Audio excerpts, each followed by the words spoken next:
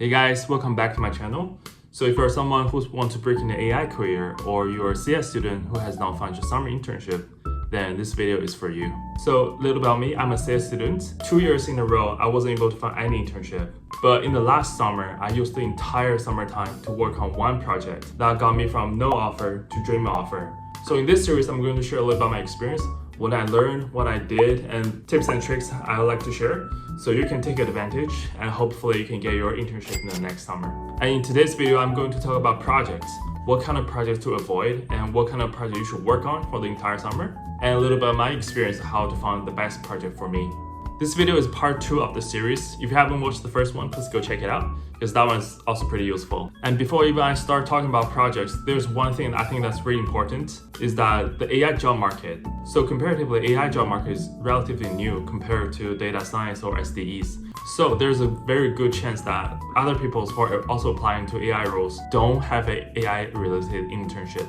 That means projects become even a bigger differentiator. So I highly recommend that you work on a project that's big enough and complex enough to really showcase your skill. Okay, so with that being said, the first thing I want to say is what kind of project to avoid. I think you probably have already seen there are tons of projects on YouTube, on GitHub, but guys, do not go with those ones that are very simple. There's a reason that they are called toy projects, which means do not just build a API wrapper or just a simple agents with 1 or 2 tools. So what I want to say is that instead of just following the tutorials, a better thing to do is just to start and initialize the projects based on your user story. And there are 2 reasons for that. The first one being following tutorials might not necessarily gonna help you learn every single details about a project, because you might gonna carry away by the lecture. You don't get to decide the architecture, the design, and technical decisions of these agents. And the second reason being self-initialized projects are truly creative, unique, and it adds a lot of personal touch to it. So in the interviews, you can tell a pretty good story from it. So therefore, the kind of project that you want to work on should be complex and big enough that lets you bump into challenges, issues, and let you learn from challenges and struggles. This really helps you build a very comprehensive project experience, and it helps you handle interviewers' questions very well. So now you know what kind of projects to avoid and what kind of projects to go with.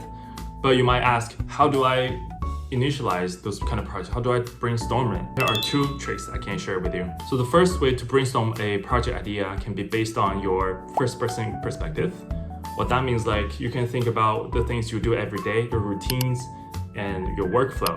Is there anything you can boost efficiency, or is there something that you couldn't do before but now you can with the help of AI? So let's say you're a student, you're applying to internships every day. Customizing resume and cover letter for each company can be a really headache. So you can create a resume agent, unlike just prompting ChatGPT.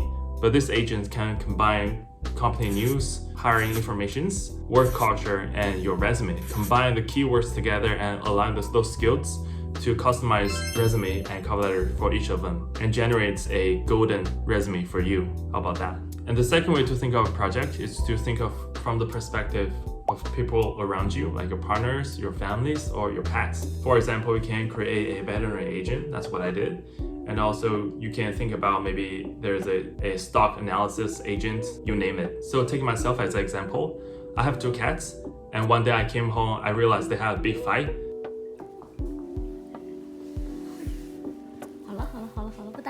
And one cat's eye looks like this.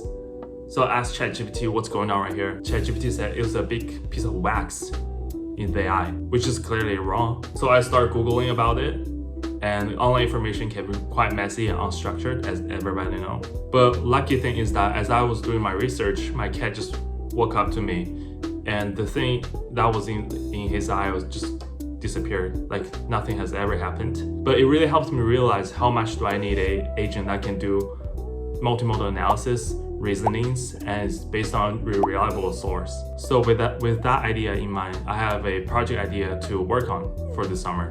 So starting on week 3, I started my research, implementations, testings, and then evaluation.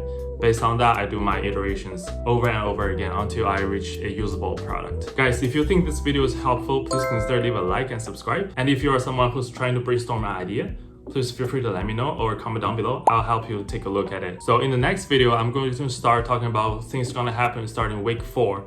And during your development, there are some tips and tricks I can also share to help you grow your project. All right, guys, thank you for watching, and I'll see you in the next one. Bye.